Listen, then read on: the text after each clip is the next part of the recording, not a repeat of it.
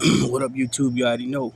Big Lou tapping back in. But what it do? Big Lou, NFZR2. Baby.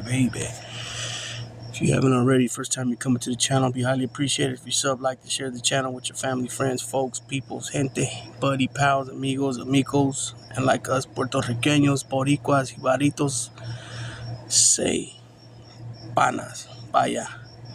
Also, be sure when you hit that subscribe button that you hit the notification bell and the option of all. That way you're informed on every and all pieces of content that's dropped from this channel. If it's a short, if it's a pre-recorded video like what I'm doing here, or a live stream. It'd be highly appreciated. I want to thank everybody that's got us to the point we are so far with this 1,818 subscribers, something like that. Well over 3,000 watch hours. Got to get those up just a little bit more to hit that mark of 4,000, but I appreciate each and every one of you guys. Also, another rough day today. Another rough day with Pops in his health. He had to be rushed to the hospital. Just a lot of things. Now, and a lot of new things being talked about all of a sudden, which 3 days ago they were saying it was fine. He was fine. So, I don't know. It's just a lot to take in, man. If you're not used to having, your parent, even though he's 80 years old, he's never had no issues.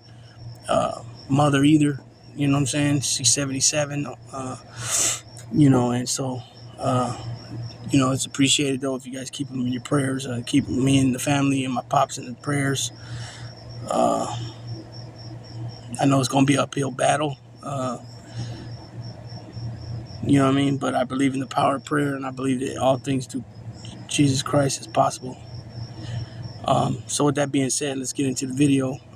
So this is about the undisputed welterweight bout coming up on July 29th between current unified WBC, WBA, and IBF welterweight champion Earl the Truth Spence, going up, who is 28-0 with 25 knockouts, I believe it is, going up against Terrence Bud Crawford, who is the current WBO welterweight champ.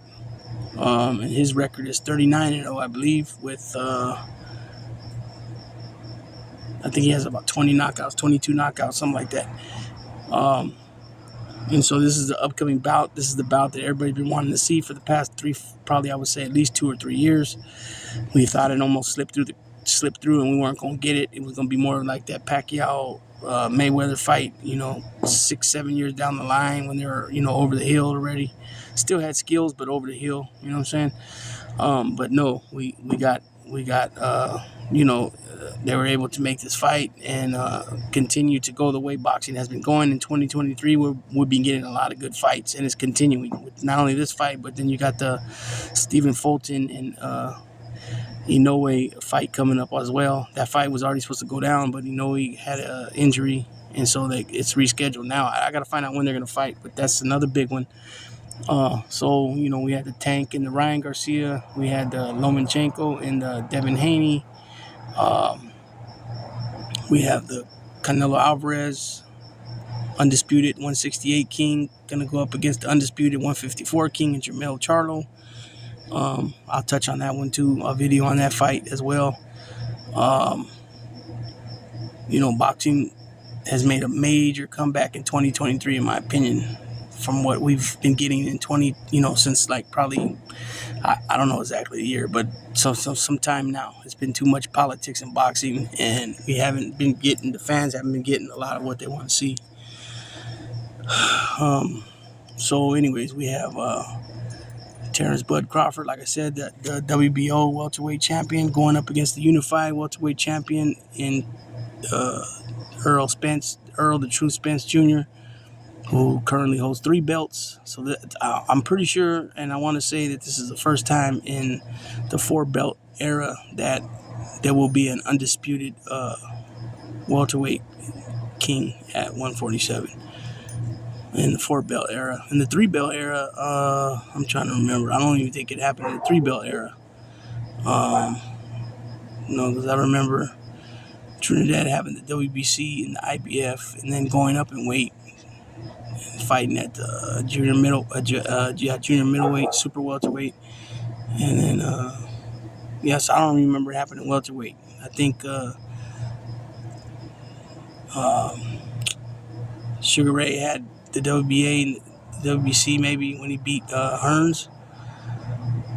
But I don't think it's happened in either era, the 3-belt or the 4-belt era. If I'm incorrect about the 3-belt era, somebody put it in the comment section of who it is, and well, I'll know by when they put the name. But yeah, so this is going to be a good fight. It's kind of like you got a lot of guys going with Spence. You got some big name guys going with Crawford, such as Canelo, such as De La Hoya. But you keep hearing this narrative that, Spence is naturally the bigger fighter, which he is, because Crawford came up from 130. I think 130 started at, originally. If not 130, 135. So you're talking 12 pounds up. He's came up. And I want to say Spence has been fighting his whole career at 147. So I'm pretty sure after he gets this fight out of the way, and then the rematch if it needs be, and then if a third one needs be, they might end up fighting that at another weight class. But I could see Spence going up in weight. You know what I mean? Because as most people know, if they don't know, I'll let you know now. The longer you've been, boxing, it becomes more difficult to make the same weight that you've been making for years as you get older. It just is what it is. You know what I mean? That's why you see boxers go up in weight, because, here you started out at, you turn pro at 20, 22, you're weighing, 147 for sample, welterweight. And then by the time you're done fighting, you don't went up to 160, 168. You know what I mean? 20 pounds, 21 pounds you went up in a 15-year boxing career or something like that. You know what I mean? It's just inevitable. It is what happens. You keep hearing this too, that, Spence, he gets in the ring, he breaks these guys. Kell Brook, he broke his, eye or whatever, eye socket. He broke Danny Garcia. He broke Sean Porter. He broke Ugas's face. He did put some damage, but at the same time, I seen Ugas hurt him. I seen Kell Brook hurt him. I think even Sean Porter hurt him. Now, don't get me wrong. Crawford's been hurt, especially the Gamboa fight. He hit the canvas a couple of times. But then what I noticed is that Crawford is more of a technician in there. He's more of a thinker, and he's able to adjust himself in the ring. He don't have to get set on the stool and be told by his trainer, his corner, about adjusting. He's smart enough. He's intelligent enough from all his years of being a boxer that he can obviously first identify what's the problem, what's going on, what's the best option to try to fix it, or what's the options to fix it, and then pick which one you feel is the best, and then utilize it and try to capitalize on using those answers. And then if not, go down the list, right? Or however you want to pick them. Spence, on the other hand, he's a rugged fighter, heavy-handed, more heavier-handed, I would say, probably than Crawford. But don't get me wrong, Crawford will knock your ass out. He's done it many times to different guys. Spence comes with that jab. The jab, but them left hooks to the body and right hands to the body, like he was getting on, grinding on Danny Garcia. Those gotta hurt. You know what I mean? Especially they know how to punch. They know how to land it. They know how to put it to, to where it's, you feel it good. That opponent that they're boxing. But me personally, I got Crawford on this fight. I've liked Crawford for many years. I would say probably 2 fights before the Gamboa fight, I was really into Crawford. I like the style. I like the way he mixed it up, orthodox to southpaw. I just like the way he got in there and handled it. You know what I mean? Spence. Don't get me wrong. Spence is not. He's a grind. Like I said, he'll get in there. He'll grind you down. He'll walk you down. He'll put the beating on you. To the point where it's hard for you. You're going for every fake to the body, and then he comes upstairs, or fake upstairs comes to the body, and it's to the point where you're just hurting. So, you're hurting everywhere. You can't even lift your arms no more. You know what I'm saying? I mean, he's been trained, not only does he have the gifted talents that he was blessed with, but he's also been trained by a good trainer, Derek James. As look at his stable that he's got now, fighters. He's got Jermell Charlo, he's got Anthony Joshua, he's got Ryan Garcia, and he's got, there's one other guy that he's got. The one that just fought, Frank Martin. He's got Frank Martin over there. So you're talking about only, Ryan Garcia has 1 loss, Anthony Joshua has 3 losses, and the other couple guys ain't got no. Or Jermell has 1, but he came back and defended that. He had 1 draw with Castaño. He came back and knocked him out. So, you got definitely 2 elite fighters there. You got another one that's a prospect that's perhaps going to be an elite fighter in Martin. And then you got 2 good boxers, fighters in Joshua and Garcia. Joshua being a 2-time heavyweight champion. You know what I mean? So Derek James is doing his thing. He's supporting his family, his peoples, by getting these extra fighters in the stable, fighting out of his gym in Texas. And it just shows, why guys will come to you. You must have something to offer there that they need in their repertoire. I don't know if that'd be the right word. The repertoire they need in their tool belt, in their toolbox to use. You know what I'm saying? Because remember, Canelo got hot, and a lot of guys went to Eddie Alvarez. A lot of guys went to Freddie Roach. A lot of guys went to Virgil Hill. Guys went to who else? There's a few other trainers. I can't. What's his name? Shane Mosley's trainer. Muhammad Nazar Muhammad, R.I.P. He was picking up some good fighters to train. You know what I mean? And it's been like that for years. With if you're talking about Duva, if you're talking about what's the 2 brothers' name? One's a promoter and one's a trainer. The one that Ryan Garcia just had, people, he's trained a lot of guys, a lot of ex-champions over the years. A lot of these dudes are training a lot of ex-champions over the years. And so it's just, Robert Garcia is another one. So as they get better as trainers, their fighters, that their main fighters and other fighters in the stables show of what they're learning, showcase of what they've learned in the ring, and they're, and entices other guys to come on and get more info about this trainer. And then ultimately they make the decision if they want to ride with this guy and go with him in his program and what he got to offer or not. You know what I mean? But I think Derek James is one of the top-notch trainers. It just, it shows. It is what it is. It shows. It's going to be a good fight, man. I think in order for Bud Crawford to win, he's going to have to control the pace, control the output, his punches output. He's going to have to use the jab and work the jab really well. Stay on the outside and utilize when the time's right to come inside and get some body work and some headshots. I would say on the defensive side, he's probably going to have to work that watch out for and work against that double jab of Spence to set himself up with the power punch of a left hook and right cross. You know what I mean? I think, like I said, both of these guys have proven they've been in trouble in the ring before. And it's been a while for Bud, since he's been in big trouble since the Gamboa, I want to say. Spence, on the other hand, Kell Brook, I think he had him in trouble a little bit.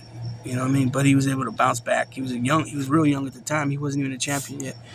And he was able to bounce back, and it didn't affect him, and he was able to knock him out. So, both these guys have showed that they're patient. When they're in trouble, they can be patient. They can ride out the storm, and then they can come back with tenfold on that ass. You know what I'm saying? And attempt to get you out of there. And it's been working for these guys. You know what I'm saying? Otherwise they wouldn't be sitting in the position they are, as one holding 3 belts and another one a 3rd division world champion. And that's another thing too I didn't mention. Out of the 2 more decorated, I would say probably Crawford, because he's been a champion at 3 weight classes, but he's also been a previous undisputed at another weight class. So I want to say he's probably going to be the first guy in boxing history to be a unanimous, undisputed champion in 2 weight classes. Alexander Usyk is close to doing that too. He's got right now all the belts in the heavyweight division but the WBC, and we already know he was the undisputed at cruiserweight. And he took on a fight too with Daniel Dubois, I don't know how you pronounce it exactly, because Tyson Fury's taking the fight with Francis Ngannou, which is going to be a professional fight, actually come down and go on the records. So it's not going to be an exhibition. And I made a mistake in the last video, one of the last videos, where I said that the McGregor Mayweather fight was an exhibition. It wasn't. I also made a mistake, and I'm gonna make clear now, in case I forget in the future. But that video I did on Joe Massino, and I don't remember which one it was, but one of those ones on Massino, Barney Balomo, or Vinny Gorgeous. I mentioned that all these guys from the administration had rolled on Joe Massino, and I said Big Lou Valario. It wasn't Valario. That's a different Big Lou. That's the Gambino Big Lou. The Big Lou that I meant to say was Tarta starts with a T. Tartagoni or something like that. He was the one that rolled, which Dominic said that they knew that he was telling. And Vincent Baciano still decided to talk in front of him. It's mind-boggling sometimes when you think how these guys get positions of power like that and just throw it all away in the matter of because they're talking. You know what I mean? And they don't learn from previous mistakes that so many other people's made by getting caught on wiretaps or surveillance or anything that's being recorded or any type of device or apparatus that's recording you. You don't know it. You know what I'm saying? For criminal proceedings. And so I want to make sure, I want to get that out there to be clear about that, and that I made a mistake. But what I was saying about these 2 boxers, these guys, Bud Crawford and Spence, are proven warriors in the ring. They're proven that they know how to, what's the word I'm looking for? They've proven that they're versatile, that they can, ride the storms out and come out okay. You know what I'm saying? It's going to be a hell of a fight, man. Everybody's looking forward to this fight. I don't believe it's just going to be a one-sided fight. I believe both fighters are going to have their moments where they get good work in, and they're also going to show good defense. You know what I'm saying? I believe, we'll see, though. I mean, we'll see. I mean, there's been, other moments like the Durant. We go back to the Hearns-Hagler fight.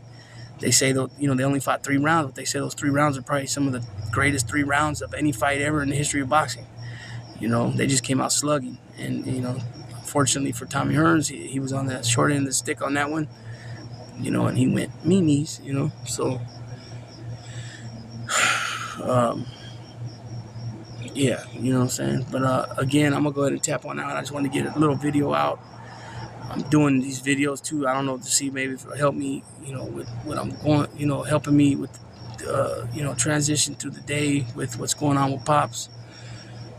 At times I feel okay, but then when I think about it, like right now, you heard me breathe, kind of took a deep breath in. It just sucks when you see somebody that you care for a lot that's in such pain and you can't do nothing about it, you wish you could take the burden and take the pain and whatever they're going through off them and handle it since you're so much younger. And unfortunately, that's just not the way things work,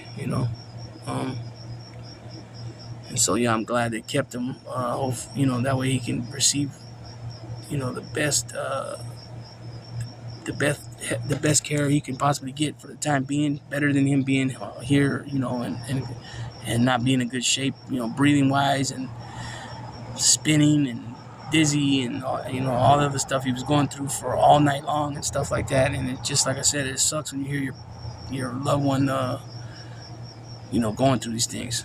But with that being said, man, I appreciate everybody that's giving out, that spoke out thus far, and I appreciate everybody that's gonna, give kind words later on regarding pops and my pops. So yeah, that being said, Big Lou tapping out.